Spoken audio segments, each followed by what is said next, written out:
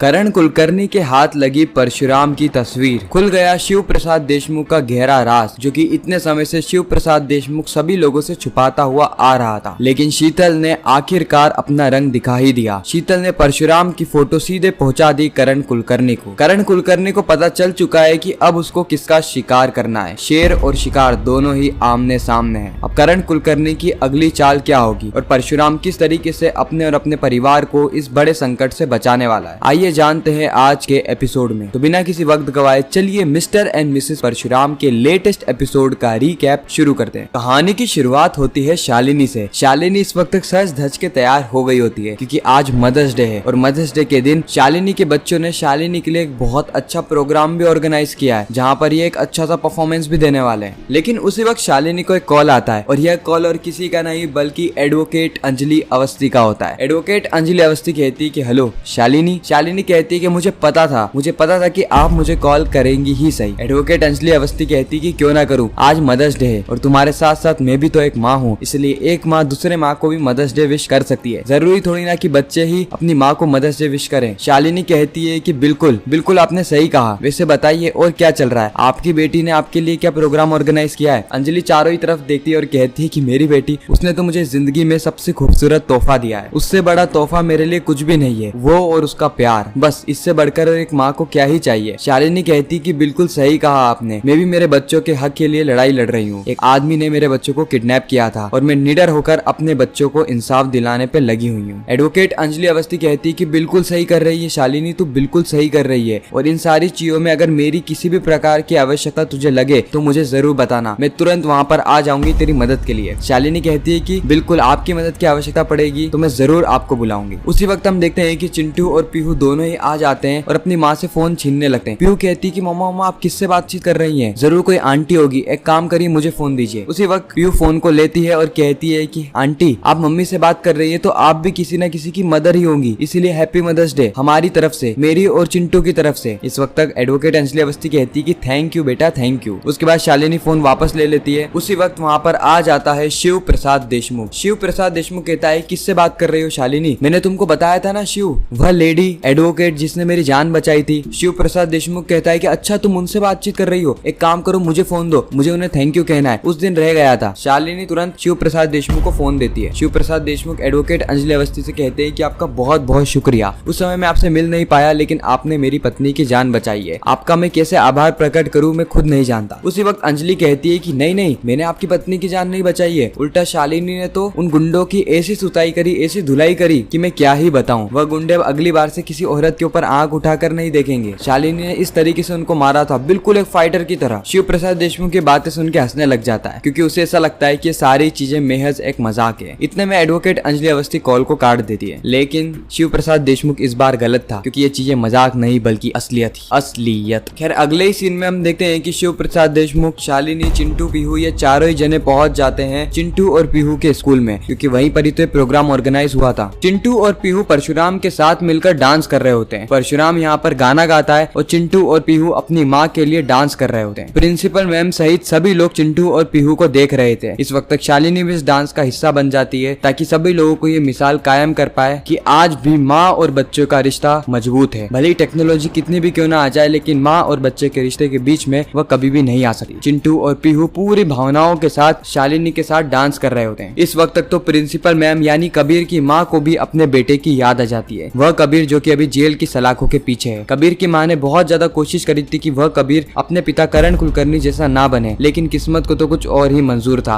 वह करण कुलकर्णी की ही राह पर चला, उसकी दिशा कबीर ने पकड़ ली, जिसके कारण आज कबीर को जेल हो गई है। करण कुलकर्णी तो जेल की सलाखों से बचा रहा लेकिन वह अपने बेटे को जेल की सलाखों से बाहर नहीं निकाल पाया। आज उसका बेटा कबीर कुलकर्णी एक अपराधी बन चुका है। यही बात कहीं ना कहीं प्रिंसिपल मैडम यानी कबीर की माँ को सताई जा रही थी। खैर कबीर की माँ के भी हाथ बंधे हुए हैं क्योंकि करण कुलकर्णी हमेशा अपने पावर का इस्तेमाल करके कबीर को उसकी माँ से दूर कर देता है। यही कारण है कि कबीर और उसकी माँ के बीच में दूरियां बढ़ती जा रही है। कबीर तो अपनी माँ से तक नफरत करने लगा है। अगले ही सीन में हम देखते हैं करण कुलकर्णी को, जहाँ पे आराध्या करण कुलकर्णी को सच्चाई बता देती है कि जिस दिन शिव प्रसाद देशमुख और शालिनी उसे इस घर में छोड़ने के लिए आए थे, उसी दिन शिव प्रसाद देशमुख ने उसकी आंख पर पट्टी बांध दी थी और पट्टी बांधने के बाद जैसे ही उसने पट्टी खोली वैसे ही सारे के सारे बाउंसर्स वहाँ से गायब थे। ये बात सुनने के बाद करण कुलकर्णी के पांव तले जमीन खिसक जाती है। करण कुलकर्णी कहता है कि आराध्या क्या कहा तुमने? तुमने वापस से दोहराना। आराध्या पूरी चीज दोहराती है। करण कुलकर्णी वापस से गौर करता है और उसे वह बात याद आने लगती है जब शिव प्रसाद देशमुख ने उसका हाथ पकड़ा था और उसे पूरा विश्वास था कि ऐसा कोई कॉमन इंसान हाथ नहीं पकड़ सकता। ऐसा हाथ तो केवल और केवल कोई ट्रेंड प्रोफेशनल ही पकड़ सकता है। और आराध्या की आंखों पर पट्टी बांधना, अचानक से बाउंसर्स का गायब हो जाना, ये सारी बातें किसी और चीज का संकेत दे रहा है कि शिव प्रसाद देशमुख जरूर कुछ तो छुपा रहा है। कोई कॉमन मैन नहीं है, जरूर कोई और है। इन सारी बातों से कहीं ना कहीं करण कुलकर्णी का दिमाग खराब होने लगता है। उसे बिल्कुल भी समझ में नहीं आता कि वो करे तो करे क्या। इस तरफ हम देखते हैं शालिनी और शिव प्रसाद देशमुख को, जहाँ पर रात हो गई होती है। यह लोग प्रोग्राम निपटा के घर भी आ गए होते हैं और मस्त खाना खा रहे होते हैं। शालिनी और शिव प्रसाद देशमुख में थोड़ी सी प्यार भरी बातें भी होती है और उसी वक्त हम देखते हैं करण कुलकर्णी को, जो कि खाना खाते खाते सीधे कॉल लगाता है शिव प्रसाद देशमुख को, क्योंकि अभी तक उसके दिमाग में वही सारी चीजें चल रही होती है। उसे कैसे भी करके इस गुत्थी को सुलझाना है, क्योंकि जितना जल्दी वो इस गुत्थी को सुलझाएगा उतना ही जल्दी वो अपने बेटे को जेल की सलाखों से आजाद करवा पाएगा। करण कुलकर्णी बहुत ज्यादा गुस्से में होता है और फोन भी इस वक्त तक शालिनी उठाती है। शालिनी कहती है कि आपको कुछ काम नहीं है क्या, दिन भर हमें धमकी देने के लिए कॉल करते रहते हो। उसी वक्त करण कुलकर्णी कहता है कि बस शालिनी बहुत हो गया, मैं तुम्हें आखिरी बार कह रहा हूँ कि तुम अपना केस वापस ले लो या फिर अपना बयान बदल दो, क्योंकि अगर मेरा बेटा जेल चला गया ना तो तुम्हारे दोनों ही बच्चे जिंदा नहीं बचेंगे। मैं तुम्हें जिंदा नहीं छोड़ूंगा, मैं किसी को भी नहीं छोड़ूंगा, मैं आग लगा दूंगा। शालिनी कहती है कि आपकी इन धमकियों से मैं डरने वाली नहीं हूँ। आपने पहले भी तो हमें धमकियां दी थी,